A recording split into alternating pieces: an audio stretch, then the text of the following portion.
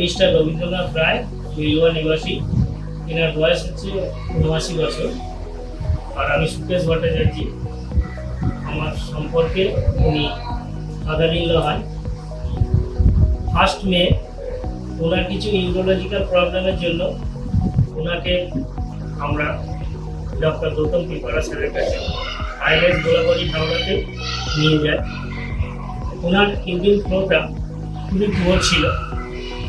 তারপর doctor পিপারা sir ওনাকে পরামর্শ দেন আইএলএসে ভর্তি হওয়ার জন্য।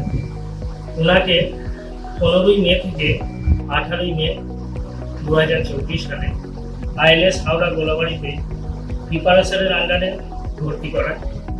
তারপর উনি ওনার সিস্টোস্কোপি করেন এবং অপারেশনের পর উনি সুস্থ হয়ে ওঠেন এবং স্বাভাবিক জীবনযাপনে ফিরে আসেন।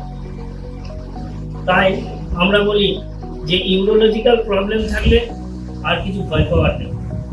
আমাদের সম্মুখে আছে urological department, ILS Golabari Howrah.